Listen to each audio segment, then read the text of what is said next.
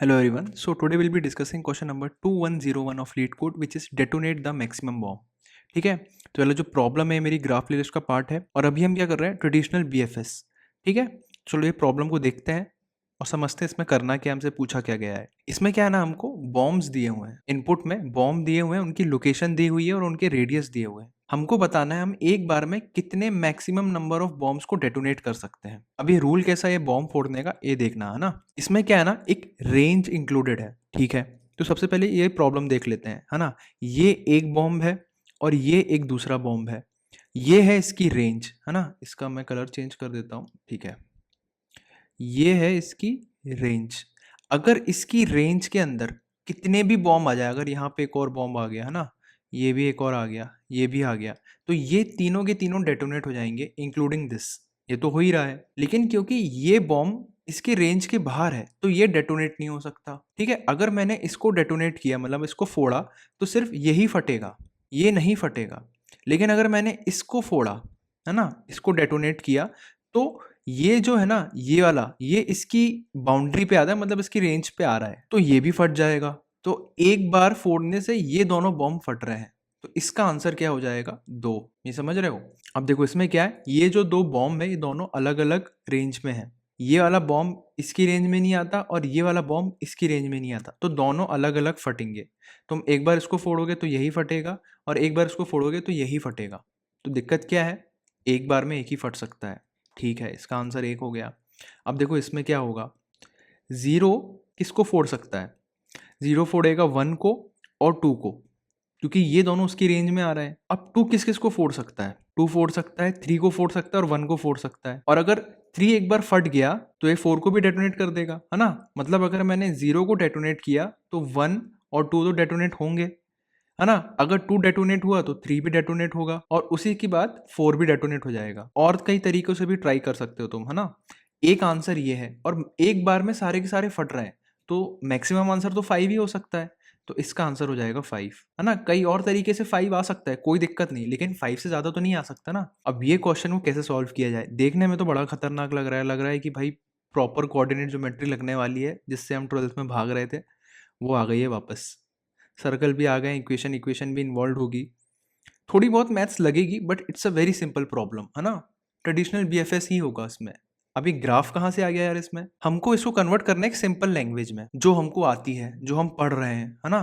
अभी तक हमने क्या क्या पढ़ा है उसको यूज करते हैं, क्योंकि अभी तो हमें कुछ समझ में ही नहीं आ रहा क्या करना है हमको, है ना. एक चीज और, इनपुट में क्या गिवन होगा तुमको, इनपुट में गिवन होगा ये इसकी इन्फॉर्मेशन, इस सर्कल की इन्फॉर्मेशन. सर्कल की इन्फॉर्मेशन मतलब एक तो इसका जो सेंटर है उसकी लोकेशन होगी, इसके कोऑर्डिनेट्स होंगे और इसकी जो रेडियस है ना, वो गिवन होगी. और इससे क्या बनेगा, पूरा सर्कल का एक इक्वेशन. तुमको अगर रेडियस मिल गई और सेंटर की लोकेशन मिल गई, मतलब तुम्हें सर्कल के बारे में सब पता है ना. उसकी क्या इक्वेशन होती है, x square plus y square equal to are square. इतनी ही कोऑर्डिनेट ज्योमेट्री काम आने वाली है बस. ठीक है, तो घबराओ मत. अब हमको उसको कन्वर्ट करना है उस नॉलेज में जो हमको आता है. अब वो कैसे करें, सोचो थोड़ा. क्या मैं इनको नोड्स मान सकता हूँ, है ना. जैसे कि ये एक नोड है और ये भी एक नोड है. ठीक है, तो चलो इसको नोड मान लिया मैंने, ये एक नोड है और ये बी भी एक नोड है. ए बी की जगह मैं 0 1 बोल देता हूँ, है ना. 0 1 ज़्यादा सही रहेगा. ये है 0 और 1. अब क्या 0 1 को फोड़ सकता है, नहीं, लेकिन 1 0 को फोड़ सकता है. तो ये मेरे पास एक रिलेशनशिप आ गई 1 और 0 के बीच में, है ना. मतलब अगर 1 0 को फोड़ सकता है, मतलब जो बॉम्ब दूसरे बॉम्ब को फोड़ सकता है, तो हम वहां से एक एज निकाल देते हैं. हम ये बोल देते हैं देखो 1 0 को फोड़ सकता है. और अगर 0 भी 1 को फोड़ सकता है तो यहां से एक और एज निकल आएगी, लेकिन वो आएगी नहीं, क्यों, क्योंकि 0 1 को फोड़ नहीं सकता यहाँ पे. तो इसका जो ग्राफ है वो कुछ ऐसा दिखेगा, है ना. हम ये रिलेशनशिप बताना चाह रहे हैं, ये बताना ज्यादा ईजी है. अब तुम ऐसे पूरा सर्कल देखोगे तो तुमको उसमें समझ में नहीं आएगा, थोड़ा कंफ्यूजिंग लगेगा. ये देखो कितना कंफ्यूजिंग लग रहा है, लेकिन अगर मैं इसको इस फॉर्म में रिप्रेजेंट करूं तो वो ज्यादा इजी है रीड करना. उसी तरह अगर मैं इसका ग्राफ बनाऊं तो वो कैसा बनेगा, ये 0 और ये 1, ये दोनों अलग अलग हैं, है ना. ये इसको नहीं फोड़ सकता और ये इसको नहीं फोड़ सकता, तो ये एक सेपरेट ग्राफ है ना. एक ये सेपरेट है और एक सेपरेट है. ठीक है, कोई दिक्कत नहीं है. ठीक है, अब इसका ग्राफ बनाते हैं. अब ये तो दिख रहा है हमें जिसका सर्कल, लेकिन 1 का सर्कल यहाँ पे बनाया नहीं हुआ है. इसका रेडियस गिवन है हमको 1, तो इसका सर्कल हम ऑलरेडी यहाँ पे एक बना लेते हैं. ये सर्कल बन गया अपना. अब इससे अपने को काफी कुछ समझ में आ जाएगा ऑलरेडी. ठीक है, तो इसका ग्राफ कैसा बनेगा, शुरुआत करेंगे हम 0 से.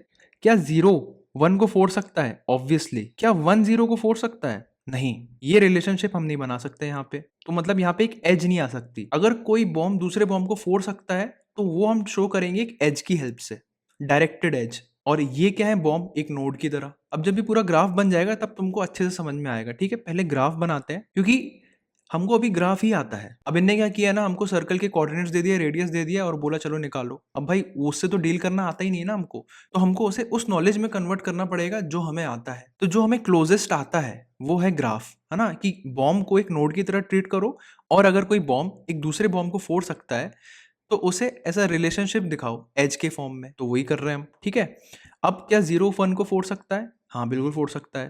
क्या 1 2 को फोड़ सकता है? नहीं। लेकिन क्या 0 2 को फोड़ सकता है? हाँ, 0 2 को फोड़ सकता है, बिल्कुल फोड़ सकता है। बढ़िया। क्या 2 1 को फोड़ सकता है? हाँ उसको फोड़ सकता है, तो एक एज ऐसी से ली आएगी, है ना। अभी एक 3 भी है। क्या 2 3 को फोड़ सकता है? बिल्कुल फोड़ सकता है। मैं बस सर्कल देख के बना रहा हूँ ये ग्राफ, है ना। देखो क्योंकि 3 2 के अंदर है, उसी तरह 4 3 के अंदर है। एक ग्राफ तो ऐसा बन गया, है ना। क्या 4 3 को फोड़ सकता है? ये तुमको देखना पड़ेगा। उसका सर्कल बना के देखो, इनपुट में गिवन है। अगर फोड़ सकता है तो एक एज ऐड कर दो। ठीक है, वो मैं ऐड नहीं कर रहा हूँ क्योंकि इसकी अभी ज़रूरत नहीं है, हमारा 0 से ही काम हो जाएगा। ठीक है, अब तुम्हारे पास ऐसा एक ग्राफ है। अब तुम अगर 0 से शुरू करोगे तो उससे कनेक्टेड जितने भी नोड्स हैं वो सब फटेंगे, है ना। क्योंकि अगर 0 1 और 2 को फोड़ सकता है तो 2 3 को फोड़ सकता है और 3 4 को फोड़ सकता है। ये तो एक बहुत अच्छा रिलेशनशिप बन गया ना, जिससे सारे बॉम्ब फट गए। तो तुमने क्या किया? 0 से ट्रेवर्सल शुरू किया और देखा मैक्सिमम आंसर क्या आ रहा है। उसी तरह तुम 2 से ट्रेवर्सल शुरू करके देखो, है ना। उसी तरह तुम 3 से ट्रेवर्सल शुरू करके देखो। उसी तरह तुम 4 से ट्रेवर्सल शुरू करके देखो, है ना। और उसी तरह तुम 1 से ट्रेवर्सल करके देखो। 1 से कुछ और आंसर आएगा। क्यों? क्योंकि 1 से सारी नोड कनेक्टेड नहीं है ना। 1 से तुम कहीं जा नहीं सकते। 1 तक आ जरूर सकते हो लेकिन 1 से कहीं जा नहीं सकते। उसी तरह तुम 2 से अगर शुरू करोगे तो तुम 1 को फोड़ सकते हो, 3 को फोड़ सकते हो और 4 को फोड़ सकते हो, लेकिन 0 को नहीं फोड़ सकते। तो 2 से आंसर आएगा तुम्हारा 4, 1 से आंसर आएगा तुम्हारा 1, है ना। एक ही बॉम्ब फोड़ सकते हो। 3 से क्या आंसर आएगा तुम्हारा 2, है ना। 4 से देख लेना जो भी आएगा आंसर, है ना। जरूरी नहीं है कि अगर यहाँ पे एक एज होगी तो 2 हो जाएगा, अगर एक भी एज नहीं होगी यहाँ से निकलती हुई तो आंसर 1 होगा। 0 से क्या आंसर आ रहा है 5। तो ये है मेरा फाइनल आंसर। कैसे पता चला मुझे? मैंने 0 से एक ट्रेवर्सल टेक्निक लगाई। अब वो ट्रेवर्सल टेक्निक कोई सी भी हो सकती है, डीएफएस भी हो सकती है, बीएफएस भी हो सकती है ना। तो अब पूरा वर्कफ्लो समझते हैं, क्या करना है हमको, है ना। ग्राफ हमने बना लिया है, तो सबसे पहले क्या करना है, हमें जो भी इनपुट गिवन है हमें उसका एक ग्राफ बनाना है। ऐसा ग्राफ बना लिया, है ना। वो पूरी इंफॉर्मेशन एक ग्राफ में स्टोर कर लेनी है और उस ग्राफ से एक ट्रेवर्सल टेक्निक लगानी है। उससे कनेक्टेड जितने भी कंपोनेंट्स हैं उनका काउंट रखना है। हर नोड से वो ट्रेवर्सल टेक्निक लगानी है। अब वो कुछ भी हो सकती है, डीएफएस भी हो सकती है, बीएफएस भी हो सकती है। यहाँ पे क्योंकि हम बीएफएस पढ़ रहे हैं तो हम बीएफएस लगाएंगे। आप चाहो तो डीएफएस भी लगा सकते हो, कोई दिक्कत नहीं है। हम क्या करेंगे, हर नोड से बीएफएस लगाएंगे और ट्रेवर्सल करते करते नोड्स को काउंट करेंगे, है ना। जैसे ही मैं किसी नोड पे पहुंचा उसको काउंट कर लूंगा। और एक विजिटेड एरे भी रखेंगे हम, है ना। जैसे कि मैंने डिस्कस किया था बीएफएस के इंट्रो वीडियो में, उसमें भी एक विजिटेड एरे होगा। सेट हो सकता है, कुछ भी हो सकता है ना। जो चाहे आप रख सकते हो, जिससे मैं एक नोड को विजिट करने के बाद दोबारा उसमें ना आऊं, है ना।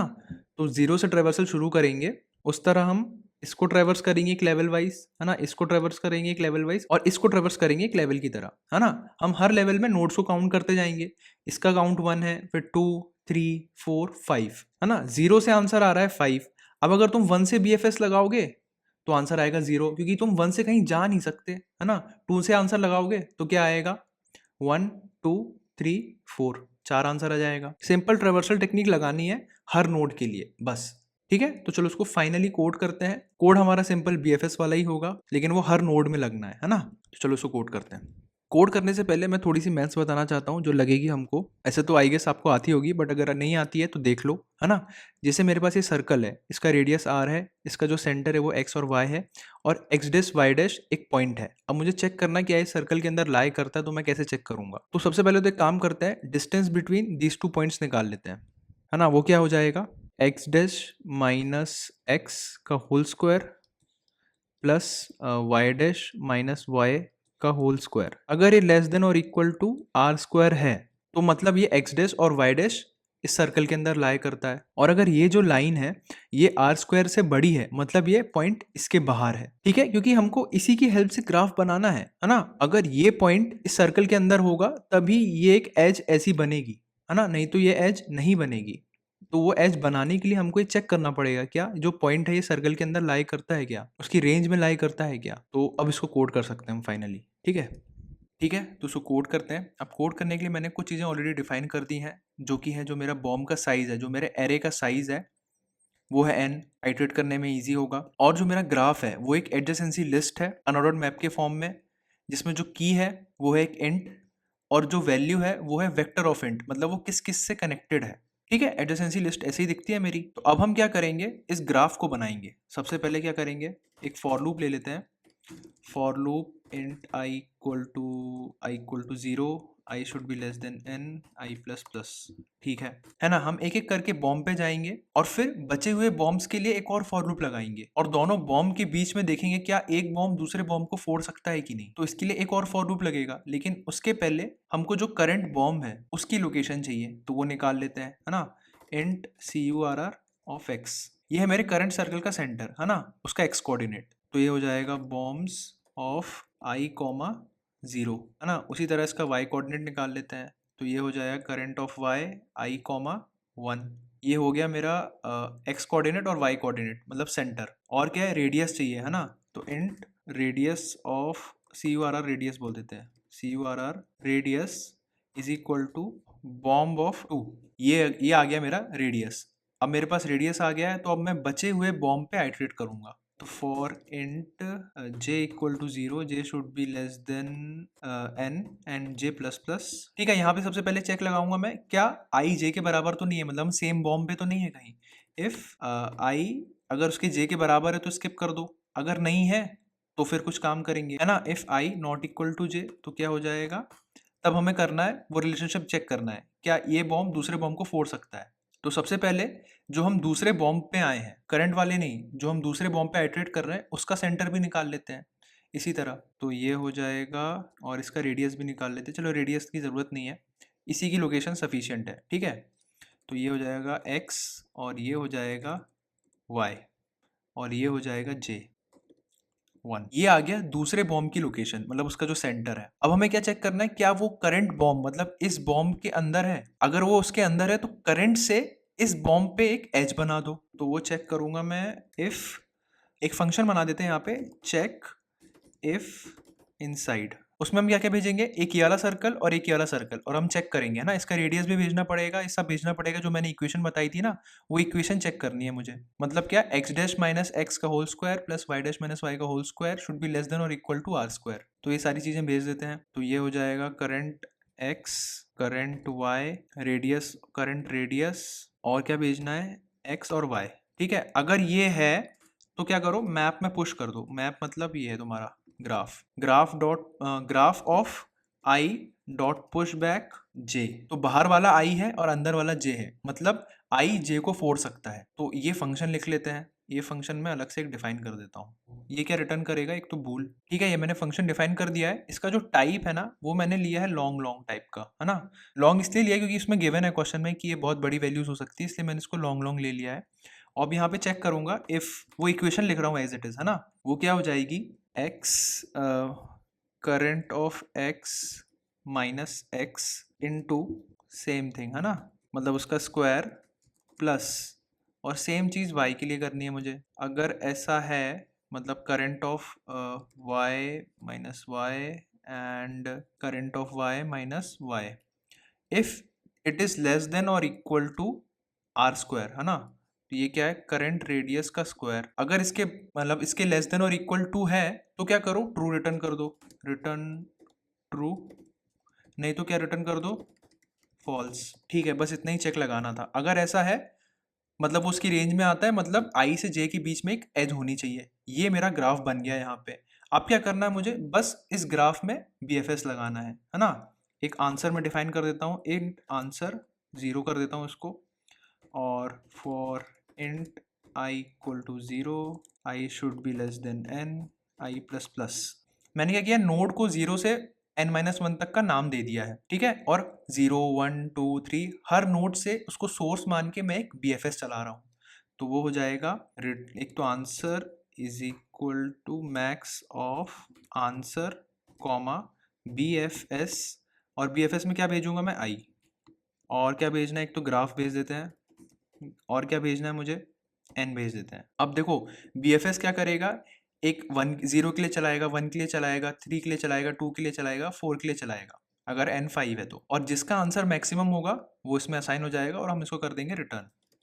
ये हो गया। अब बस मुझे ये BFS लिखना है, तो वो BFS भी लिख लेते हैं। ये क्या रिटर्न करेगा, इंट रिटर्न करेगा, है ना। तो इंट BFS, और इसमें क्या क्या जा रहा है, ठीक है, ये मैंने फंक्शन डेफिनेशन लिख दिया है यहाँ पे। अब क्या करना है मुझे, बस शांति से BFS लगाना है, जो हमने अभी तक सीखा है ना। ये सब जो हमने नौटंकी करी है ये BFS लगाने के लिए ही करी है, ये जो मेहनत तुम्हें करनी ही पड़ेगी। अब तुम शांति से अपना जो टिपिकल BFS है ना वो लगा सकते हो, कोई दिक्कत नहीं है, कुछ अलग से तुम्हें BFS में कुछ नहीं करना है, नॉर्मल BFS है। ट्राई करो BFS लगाने का। जैसे ही तुम एक नई नोड पे आओगे वहां पे तुम्हें क्या करना है, अपना काउंट प्लस प्लस कर देना है ना। तो एक काउंट डिफाइन कर लो उसके लिए, जो तुम आंसर रिटर्न करोगे। तो int count is equal to 0, ठीक है। और क्या क्या चाहिए तुम्हें, एक विजिटेड एरे चाहिए, है ना। तो वो हो जाएगा वेक्टर ऑफ इंट विजिटेड, क्या साइज होगा उसका, n कॉमा फॉल्स, है ना। सबसे पहले सारे के सारे अनविजिटेड है, ठीक है। और क्या चाहिए, एक क्यू चाहिए होगी, क्यू होगा टाइप इंट, है ना। सारी नोड्स हमारी इंटीजर फॉर्मेट में ही है तो उसको मैं बोल देता हूँ क्यू। और क्या चाहिए, बस और कुछ नहीं चाहिए, ठीक है। तो सबसे पहले मैं क्यू में आई पुश करता हूँ, है ना, क्योंकि सोर्स मेरा ये है। इसको मैं सॉरी कॉमा कर दूंगा, ठीक है, सोर्स मेरा ये है। तो Q dot push back, sorry push I, ठीक है। अब विजिटेड ऑफ आई को भी हमको ट्रू मार्क करना पड़ेगा क्योंकि हमने आई को विजिट कर लिया है। तो visited of I is equal to true. आप क्या करना है, क्यू चलाना है ना, while queue is not empty. ये टिपिकल अपना BFS है ना, कुछ नया नहीं लिख रहा हूँ मैं यहाँ पे। सबसे पहले क्या उठाएंगे हम, पहला एलिमेंट, इंट को बोल देते हैं करंट, बोल देते हैं क्यू डॉट फ्रंट। ये तो हमको ऑलमोस्ट रट चुका है अभी तक, है ना। अगर तुम ट्रीज कर रहे हो तो तुमको ये BFS रटा होना चाहिए, बिल्कुल जुबान पे होना चाहिए, है ना। रटने नहीं बोल रहा हूँ मैं, बट इतना कोड लिख लिया होगा ना कि अब ये तुम्हारे मसल मेमोरी में ही आ गया होगा कि फ्रंट उठाओ, पॉप करो, क्यू के साइज में आइटरेट करो और एक एक करके एलिमेंट को लेते जाओ, जो भी करना है तुम्हें उससे, ठीक है। तो वही कर रहे हैं हम यहाँ पे, क्यू डॉट पॉप, ठीक है, पॉप कर दिया। अब तुम क्या कर रहे हो, यहाँ पे एक एलिमेंट पे आए हो, है ना। तो क्या करो, काउंट प्लस प्लस कर दो, बस यही करना है तुमको। यही वाली चीज एक्स्ट्रा है यहाँ पे, बाकी तुम्हारा नॉर्मल BFS चलता जाएगा। और क्या करोगे, फॉर ऑटो, इससे जितने भी रिलेटेड बॉम्ब हैं जो डेटोनेट हो सकते हैं वहां पे जाओगे, वहां से BFS कंटिन्यू करोगे। फॉर ऑटो बॉम्ब बोल देते हैं, ठीक है, बॉम्ब ही बोल देते हैं और कुछ नहीं बोल सकते। इन ग्राफ ऑफ CURR, इससे जितने भी कनेक्टेड बॉम्ब है सबको क्यू में डाल दो क्योंकि वहां से एक नया लेवल शुरू होने वाला है, एक्सेप्ट जो विजिटेड है ना। अगर वो विजिटेड है तो कुछ नहीं करना है, लेकिन अगर विजिटेड नहीं है तभी क्यू में पुश करना है। तो if not visited of bomb, है ना। अगर वो विजिटेड नहीं है तो क्या करो, Q dot push bomb, bomb को पुश कर दो। और क्या करोगे, इसको विजिटेड मार्क कर दो, visited of bomb is equal to true. बस ये हो गया अपना, और कुछ नहीं करना है। और एंड में क्या करना है, रिटर्न काउंट रिटर्न करना है। तो हर एक BFS एक काउंट रिटर्न करेगा, हर नोड से एक BFS एक काउंट रिटर्न करेगा और तुमको उसका मैक्सिमम काउंट रिटर्न करना है। ये LL क्यों नहीं मिल रहा उसको, अच्छा मैंने उसको डिफाइन ही नहीं किया, ओ सॉरी। ठीक है, एक डिफाइन कर देते हैं, डिफाइन LL लॉन्ग लॉन्ग, ठीक है। तो अरे यार, और क्या क्या एरर है अभी, स्पेलिंग मिस्टेक है, सॉरी यार। विस्टेड, अब देखते हैं, थोड़े बहुत टाइपो हो रहे हैं क्योंकि कोड बड़ा है थोड़ा, है ना। अब फिर कुछ हमने यहाँ पे गड़बड़ कर दिया है, मैं साथ में डिबग कर रहा हूँ क्योंकि इट्स पॉसिबल यहाँ पे कुछ दिक्कतें तो होंगी। अनयूज्ड एक्सप्रेशन, ओ सॉरी, हमने यहाँ पे रिटर्न ही नहीं लगाया, ठीक है। चलो इसको सबमिट करके देखते हैं, बढ़िया, है ना।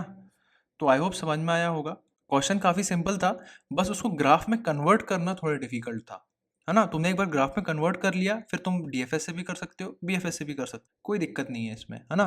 इसकी कॉम्प्लेक्सिटी क्या होगी, time complexity big O of n square, है ना, क्योंकि तुमको यहीं पे सबसे ज़्यादा मेहनत लग रही है वो big O of n square लगा के ग्राफ बनाने में, ठीक है। तो आई होप समझ में आया होगा। अगर कोई दिक्कत है तो let me in the comments. अब हम BFS का थोड़ा लेवल बढ़ाने वाले हैं, है ना, उसमें और अच्छी चीज़ें समझ में आएंगी, तुमको रियलाइज़ होगा कि अच्छा BFS ऐसा भी होता है, ये चीज़ें होती हैं उसमें। तो कीप फॉलोइंग, है ना। अगर वीडियो अच्छी लगी है तो लाइक कर दो, शेयर कर दो, सब्सक्राइब कर दो, अच्छा खासा मोटिवेशन मिलता है वीडियो बनाने का। चलो बाय।